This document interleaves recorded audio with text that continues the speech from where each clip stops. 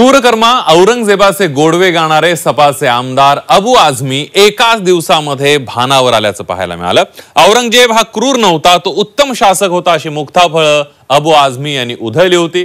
या विधानानंतर आझमी यांच्यावर सर्वपक्षीय नेत्यांनी टीकास्त्र लागला आणि त्यानंतर दुसऱ्याच दिवशी अबू आझमी भानावर येत त्यांनी हे विधान मागे घेतलंय। समाजवादी पार्टीचे आमदार अबू आझमी भानावर। औरंगजेबासंदर्भातील विधान अबू आझमींकडून मागे। चौफेर टीकेनंतर अबू आझमींना उपरती। बिल्कुल नहीं, मैं बिल्कुल क्रूर शासन नहीं मानता।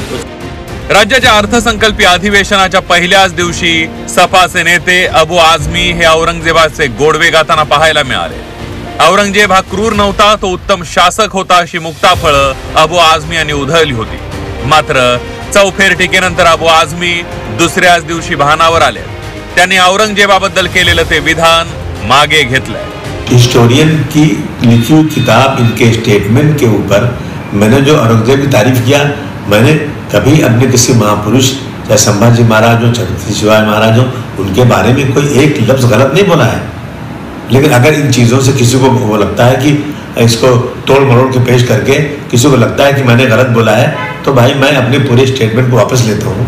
अबू आझमींनी हे वक्तव्य मागे घेतलं असलं तरी सत्ताधारी मात्र यावरून आक्रमक झाले। अबू आझमींवर देशद्रोहाची कलम लावा, बडतर्फ करा अशी मागणी उपमुख्यमंत्री एकनाथ शिंदेंनी केली। याला निलंबित झालं पाहिजे, याच्यावर देशद्रोहाचा गुन्हा दाखल झाला पाहिजे। अबू आझमी निलंबित झाला पाहिजे आणि त्याच्यावर देशद्रोहाचा गुन्हा दाखल झाला पाहिजे। अबू आझमी निलंबित झाला पाहिजे आणि त्याच्यावर देशद्रोहाचा गुन्हा दाखल झाला पाहिजे। दरम्यान अबू आझमींच्या निलंबनाच्या मागणीसाठी विधानसभेत जोरदार गोंधळ झाला। या गोंधळामुळे विधानसभा दिवसभरासाठी तहकूब करण्यात आली। तर औरंगजेबाचं उदात्तीकरण करणाऱ्यांना महाराष्ट्रातून हाकलून द्यायला हवी अशी भूमिका संभाजीराजे छत्रपतींनी मांडली आहे। अबू आझमी सारखा सुद्धा आमदार असून सुद्धा माणूस हा औरंगजेबची कौतुक करतो। या माणसांना महाराष्ट्रातनच गेट आउट करायला पाहिजे।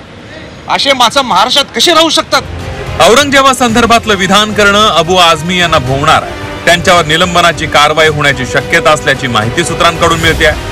मुख्यमंत्री, उपमुख्यमंत्री, विधानसभा अध्यक्ष, सभापती यांच्या बैठकीत निर्णय झाल्याची माहिती सूत्रांनी दिली आहे। त्यामुळे अबू आझमी यांच्या अडचणी वाढण्याची शक्यता आहे। सीमा आढे, झी 24 तास, मुंबई।